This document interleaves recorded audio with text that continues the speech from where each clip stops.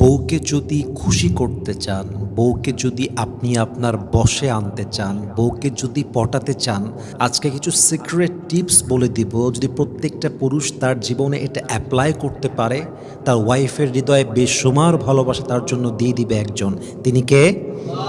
First of all, মাঝে মাঝে আপনি আপনার ওয়াইফকে কোনো কারণ ছাড়াই জড়িয়ে ধরবেন, শক্ত করে জড়িয়ে ধরবেন আর বলবেন, জান, পুরো পৃথিবীতে যতই ঝড় উঠুক না কেন, আমি যখন তোমাকে জড়িয়ে ধরি মনে হয় যে আমি আমার নিরাপদ আশ্রয়ে পৌঁছে গিয়েছি।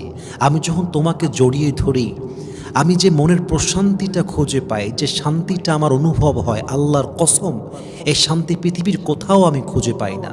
ছোট্টবেলায় যখন ভয় লাগতো মাকে জড়িয়ে ধরতাম, মায়ের বুকে আশ্রয় নিতাম, তখন যে আমার নিরাপদ বোধ মনে হতো। মায়ের পরে তুমি সেই নারী, মায়ের পরে তুমি আমার সেই মানুষ যাকে জড়িয়ে ধরলে আমি দুনিয়ার সব কষ্ট ভুলে যাই, সব দুঃখ ভুলে যাই। তোমাকে জড়িয়ে ধরলে ফিল হয়, ইস, এই সময়টা যদি শেষ না হতো, যদি এই সময়টা থেমে যেত।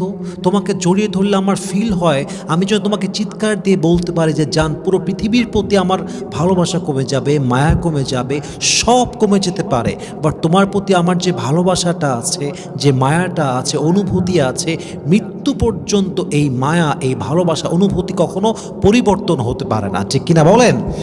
এই কথাগুলো বলবেন, বললে আপনার ওয়াইফের হৃদয়ে আপনার জন্য ভালোবাসা আরও বেশি উথলায় পড়বে, আরও বেশি ভালোবাসা বেড়ে যাবে। আমরা হাজব্যান্ডরা খুবই আনরোম্যান্টিক, আমাদের ভিতরে কোনো কালচার নাই, ভালোবাসা নাই, যত্ন নাই।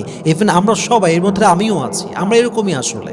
কিন্তু আমরা যদি প্রপারলি যত্ন করতে পারি, ভালোবাসা প্রকাশ করতে পারি, ওয়াইফ যদি আগে ভালোবাসতো 50%, ভালোবাসা প্রকাশ করলে বাসবে আপনাকে 80% কিংবা 90%। ঠিক কিনা বলেন? 2 নাম্বার, মাঝে মাঝে আপনি আপনার ওয়াইফকে পুরাতন কিছু স্মৃতির কথা মনে করিয়ে দিবেন। বলবেন যে, জান, মনে আছে যেদিন তোমার আমার প্রথম দেখা হয়েছিল? তুমি কত লজ্জা পাচ্ছিলে, আমি কত লজ্জা পাচ্ছিলাম।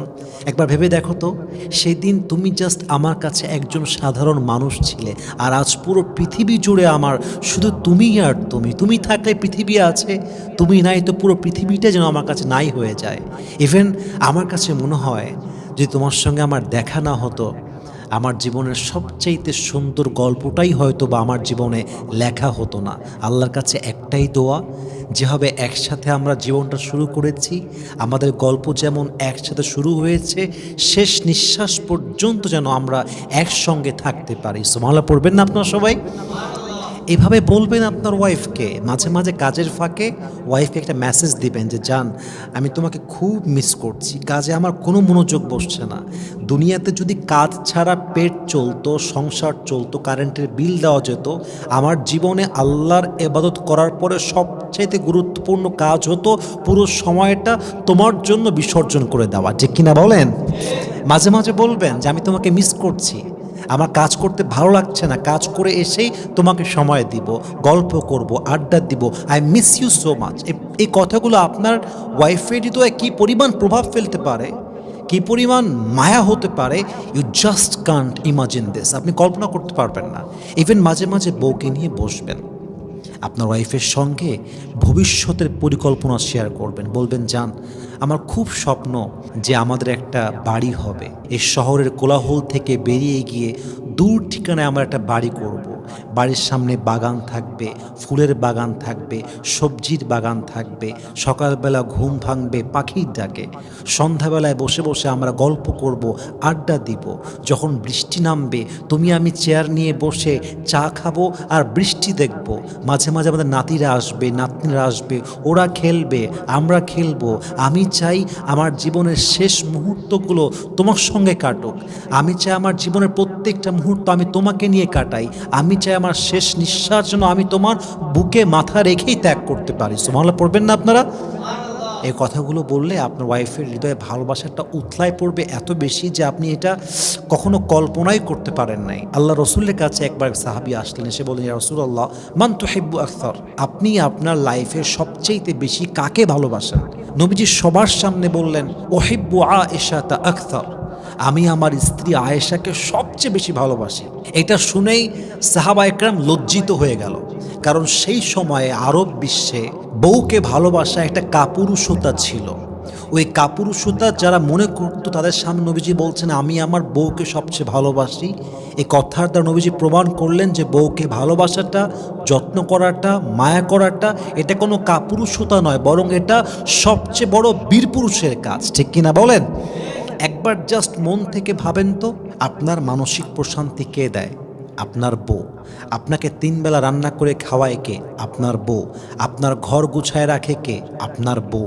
আপনার কাপড় চোপড় ধুয়ে দেয় কে? আপনার বউ।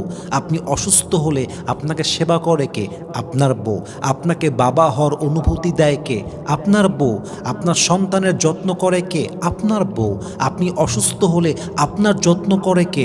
ডেফিনেটলি আপনার বউ। আপনার শারীরিক চাহিদা মিটায় কে? আপনার বউ। আপনার বাবার সেবা করে কে? আপনার বউ। আপনার মায়ের সেবা করে কে? আপনার বউ। পুরো পরিবারটা আগলায় রাখে কে? আপনার বউ। সব জায়গায় হচ্ছে বউ বউ বউ, আর সবচেয়ে অবহেলাটাও হচ্ছে বউ বউ বউ। এটাই হচ্ছে আমাদের সমাজের সবচেয়ে বড় বাস্তবতা। এক হচ্ছে আপনার ওয়াইফ বেঈমান, চিটার, বাটপার, সেটা ভিন্ন ব্যাপার, কিন্তু যে ওয়াইফটা ভালো, যে ওয়াইফটা বিশ্বস্ত, চরিত্রবান, ইজ্জতওয়ালি, ভালো পরিবারের মেয়ে, আপনাকেও ভালোবাসে, এমন বউ পাওয়ার পরে যে স্বামী অবহেলা করে, তালাকের ভয় দেখায়, ছেড়ে দিতে চায়, বিশ্বাস করেন তার মতো জঘন্য স্বামী দুনিয়াতে দ্বিতীয় আর কেউ হতে পারে না। ঠিক কিনা বলেন? একজন ভালো বউ পাওয়া আপনার জীবনের সবচেয়ে বড় ব্লেসিং। আপনি জিজ্ঞেস করেন সেই পুরুষকে যার বউ চরিত্রহীন, এবং পুরুষরা জানে খুব ভালো করে, ওরে বলবেন যে আপনার জীবনের সবচেয়ে বড় না পাওয়া কি আর সবচেয়ে বড় পাওয়া কি হবে? সে বলবে আমার জীবনের সবচাইতে বড় পাওয়া সেদিন হবে যেদিন আমি একজন দিনদার বউ পাবো, নেককার স্ত্রী পাবো, চরিত্রবান স্ত্রী পাবো। আর সবচেয়ে বড় না পাওয়া কি? যে আমি চরিত্রবান বউ পেতে পারি নাই, এটা আল্লাহ আমাকে দেয় নাই। এই জন্য প্রিয় ভাইয়েরা আমার, যদি আপনি আপনার সাংসারিক জীবনের সুখ চান, আপনি যদি জান্নাতের সঙ্গী আপনার বউকে বানাতে চান, অবশ্যই বউয়ের প্রতি ভালোবাসা প্রকাশ করবেন, যত্ন করবেন, মায়া করবেন, ভালোবাসবেন। আল্লাহ তাআলা আপনাকে দুনিয়া এবং আখিরাত উভয় জায়গাতেই কামিয়াবি দান করবেন। আল্লাহ আমাদের সবাইকে বোঝার তৌফিক দান করুক, সবাই আমিন।